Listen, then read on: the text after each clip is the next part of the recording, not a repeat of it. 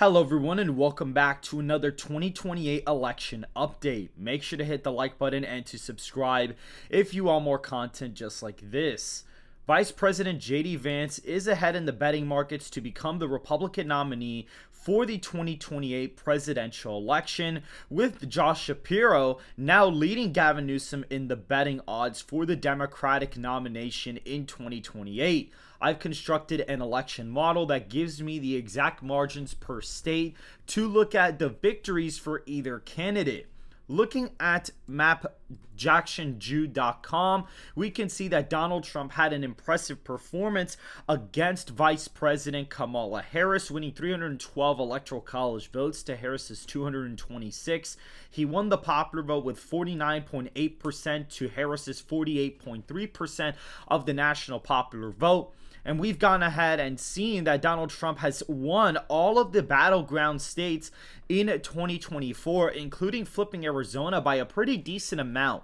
And looking at this electoral map here with J.D. Vance versus Josh Shapiro, you have a pretty interesting scenario where I believe non-college whites will shift to the left just because Trump is no longer on the ballot, and so that affects his base from turning out. But Vance makes somewhat gains with Hispanic and black voters once again and kind of maintains the Asian/other vote from the previous cycle. I believe Vance also does basically about the same with college whites against Josh Shapiro as Donald Trump did with Kamala Harris. So you do see whites shift left, but then some states do end up shifting right, which tend to be a lot of the states with more Hispanic and African American population, which does shift to the right quite extensively, with black voters shifting to the right the most out of any demographic, with Vance getting 21% of the vote against Josh Shapiro. Looking at the map, we see Utah coming in at a whopping 17.7% for J.D. Vance. This is a decrease from Trump's performance, as Trump barely did better in the state of Utah against Kamala Harris. Idaho, Montana, Wyoming, the Dakotas are pretty good. North Dakota actually shifts shifts to the left by 1.4%, but South Dakota, ends up shifting to the right by about a point. So very minimal gains in certain places. Like Nebraska at large shifts about a point to the right, so it's a very minimal shift to the right. But again, it's because that white vote, the non-college white vote, does end up shifting to the left by a couple of points this cycle. Kansas at 19.1, so it does end up moving to the right by about 3 points. Oklahoma is coming in at 37.3%, which is a slight performance, improvement in performance from the last general election. Missouri, roughly coming in at 19.7, so again, another decent, improvement. Arkansas, 31.7%. That is a slight increase from last time. Louisiana, Mississippi, and Alabama do shift to the right by a pretty decent amount, given that black population moving in that direction. Tennessee and Kentucky are both 30.1 percentage point wins for J.D. Vance. South Carolina is in the safe column at 21 points. West Virginia at 43 points for J.D. That is a slight overperformance from Trump's victory last time around. And in Indiana, Vance wins that by about 21 points, or 22 actually. So those are the safe states. And you look at Maine second, it does not actually end up shifting to the right there. And that is literally it for all the safe states except for the state of Florida, which does finally move into the safe column at 16.1%. That is a 3-point improvement from the last cycle in the state of Florida. Vance would more than likely lose some ground in some of the rural counties, but would continue to gain in Miami-Dade. He'd probably flip Palm Beach. He'd probably stagnate in Duval. Duval would basically maybe move like 2 points to the right. Hillsborough and Pinellas may end up moving left given Vance's underperformance with college whites. And Orlando would actually end up being only about a 6-point win for Josh Shapiro. I think Vance would end up doing extremely well in Orange County, and Seminole would be about a 5-point win. Osceola, I think maybe this one is a toss-up. It could go either way on this map, considering Vance just basically barely gains the Hispanics nationwide, and so that could be a factor into that as well. But looking at the safe states for Josh Shapiro, California, Washington end up falling here. Washington, 15.5% for Josh Shapiro, as well as California coming in at just 18 points for Shapiro.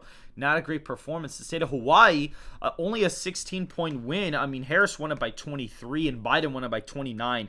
So the state's been shifting to the right by quite a bit for the last few cycles.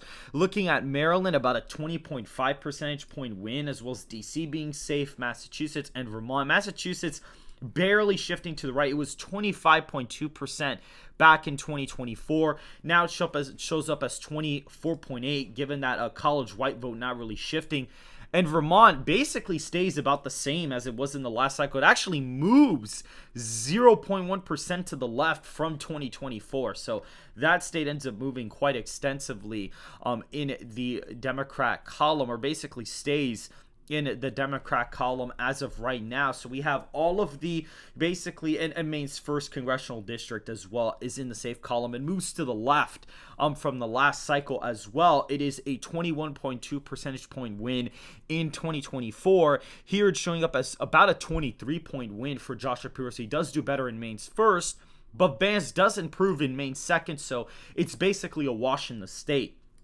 Looking at the likely Republican areas, Maine's second is a 10.8 percentage point win, almost 11 points, which would be a 2-point improvement from the last performance in Maine's second. Josh Shapiro does do better in Maine's first, so the state is basically about a wash. Just for the sake of finishing out the electoral votes here, Maine at large would be about a 6.5 percentage point win, so it would barely move in the Republican direction, despite the popular vote getting 3 points more Republican. Vance, I believe, would win the popular vote here by like 4.5 points, give or take. So that's what we'd be looking at in terms of an electoral performance. Now, in the state of Ohio, that is roughly, give or take, about a 14.6 percentage point win. So almost in the safe Republican column, but not quite there just yet.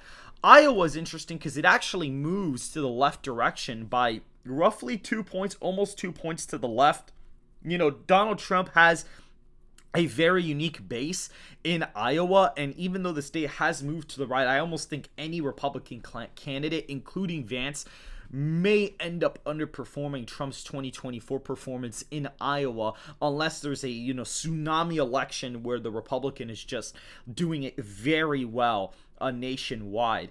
Looking at Texas, you see that being about a 14.4 percentage point win, so it does move to the right very slightly from 2024. Again, the rural vote shifting to the left isn't going to help Vance, but some of the gains in the metro areas and holding the ground with white college voters, I think, is definitely going to help Vance in this scenario. Georgia ends up coming in as a pretty locked up state for Vance, 7.2%.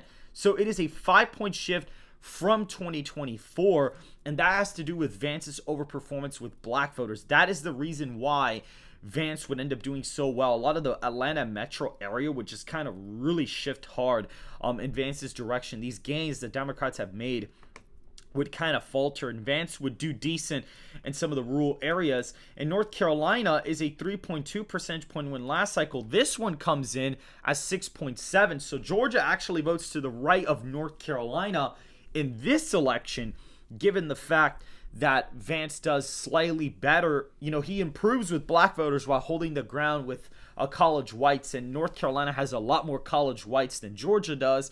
And so because of that, you're seeing Georgia end up voting to the right of North Carolina in this scenario, which already puts Vance with Alaska at 14.7%, a very slight gain from 2024.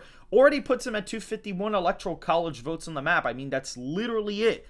He's already at 251 with just the safe and the likely states on the map. Oregon would come in electorally as a closer win, a 13.8 percentage point win in the state of Oregon. I mean, that would just be about roughly, give or take, a half-point shift to the right from 2024. So Oregon shifts to the left by less than Washington per se in this hypothetical scenario. Colorado, a 9.5-point win. I mean, it was 11 last time, but with Vance's slight improvement and basically holding the ground with college whites, he is going to slightly improve as of right now in the state of Colorado. Illinois also ends up coming in as a likely margin, about a 10.6 percentage point win, which is just slightly closer than Harris's victory back in the 2024 presidential election. In the state of Connecticut, we do see, not likely Republican yet, but we do see a 10.9 percentage point win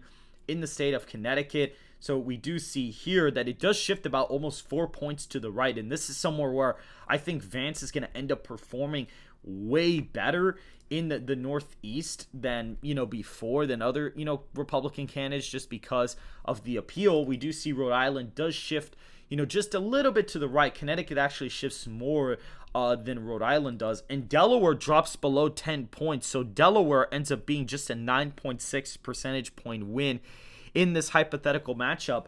And New York is just 8 points. It's just 8.8% for Josh Shapiro. So Josh Shapiro has a 4-point underperformance in the state of New York. And New York treads more and more in the Republican direction as time goes on. New Hampshire is actually in the likely column at 6.3%.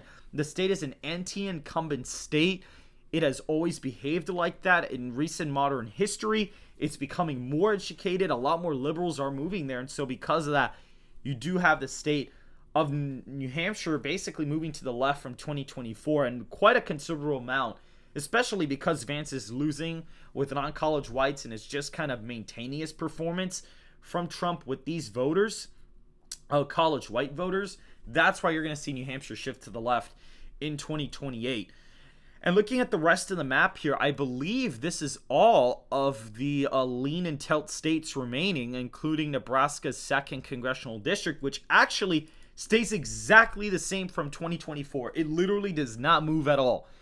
That area stays exactly the same. Nebraska's 1st and the 3rd district are the reason why the state ends up moving in the Republican direction. But Nebraska 2nd basically stagnates the entire state, and it basically does not budge at all. Minnesota does the same thing too. Minnesota actually ends up moving just a little bit to the left from 2024 in the scenario. It ends up being a 4.3 percentage point win for Josh Shapiro, which is very, very interesting to see that end up being the case. New Jersey also doesn't necessarily budge that much either, just 4.5 points for Shapiro. It is about a point and change closer, but it does not end up flipping just yet. The model does update with voter registration rolls in real time. And so if Republicans net gain in New Jersey with like 100K voters, you're going to see New Jersey end up being closer in an environment where Republicans do win the national popular vote. The state that is closer than New Jersey and Minnesota unexpectedly is Virginia at just 2 points for Josh Shapiro, mainly because of the black vote end up shifting to the right in this hypothetical matchup. Arizona and Nevada, I actually forgot to add this into the likely column for Vance, but 8.3% in Arizona. I mean, Vance continues to gain with Hispanics. And in Nevada, with the non-college white vote, despite it shifting to the left, the Hispanic vote ends up shifting Nevada so much that it kind of just budges to the right naturally. And so with the Republican coalition being this strong white working class, this strong Hispanic, African-American working class coalition, just with the likely and safe states, Vance is already at 268 electoral votes. And of course, you see the 3 Great Lakes states always vote together, as the People's Pundit says. Since 1988, that was the last election where they voted separately. Since then, they've always voted together. And in this case, J.D. Vance does win all 3, with Wisconsin being the closest and Michigan almost being a likely state, by the way. It almost ends up being a 5-point win. It's 4.9 on the map, so it's very close to flipping into the likely column in this hypothetical scenario, and Pennsylvania being about 4 points for Vance. And we see the only flip from 2024 being the state of New Mexico, just a 0.1 percentage point win in New Mexico. Out of any state that I've been modeling the past 2 months for 2028, New Mexico seems to be the one that is the most likely to flip, which is very interesting because you saw New Jersey was technically closer, Minnesota was closer, so everyone thinks, those are the ones that would flip, as well as New Hampshire. But no, I actually think New Mexico is the most likely to flip. It shifted really hard in 2020. In 2024, it shifted really hard to the right. I mean, it was literally like a 6-point shift, almost 5-point shift to the right. And a lot of times, state flips end up being very like extreme flips. So like Arizona was a tilt state and it ended up shifting 6 points to the right, and that state flipped, right? Like a lot of these unexpected results always tend to be like very like harsh, like basically they always end up being very harsh flips. Like look at Georgia, it ended up flipping in 2020 by 5 points. You see like Michigan, almost 3 points. A lot of state flips always end up being like pretty severe shifts. You never really have a state that's like really, really close that ends up flipping like that, except for like Wisconsin. Wisconsin has been the only state, except during the Obama years, where it's been like, you see it flipped red and then it flipped blue and then it flipped red again. This is the only swing state where it's like really close every single time, like within a point each time. Wisconsin is the only swing state that does that. And even now, when Vance is performing really well, he's only winning Wisconsin by 2. He's only doing like a point better in Wisconsin than Trump, despite the popular vote shifting like 3.5 points to the right. So again, when you look at a lot of these state flips, like Indiana, look at that. Bush won it by 21 points. And then look, Indiana flips. You see North Carolina, the same thing, 12 points for Bush. It ends up flipping. You see all these flips, like, New Mexico ends up shifting, like 15 points to the right. Bush and, Colorado, a really hard shift. Even here, Indiana, like 10 points, it ends up moving back. And North Carolina, ends up shifting back a pretty decent amount into the column as well. And so, yeah, when you have certain elections, you have these really drastic shifts. And I think a place where Vance could do very well in is the state of New Mexico, considering that it shifted you basically 5 points back into the Republican direction. And the fact that voter registration is looking really good there for Republicans, and the fact that Republicans are improving with Hispanics. That is the biggest sign for me in the state of New Mexico, that it is basically turning a corner, and it may be the most likely flip for JD Vance in 2028. And so if you guys did enjoy this video, make sure to hit the like button and to subscribe if you want more content just like this. And I will see you guys in the next video.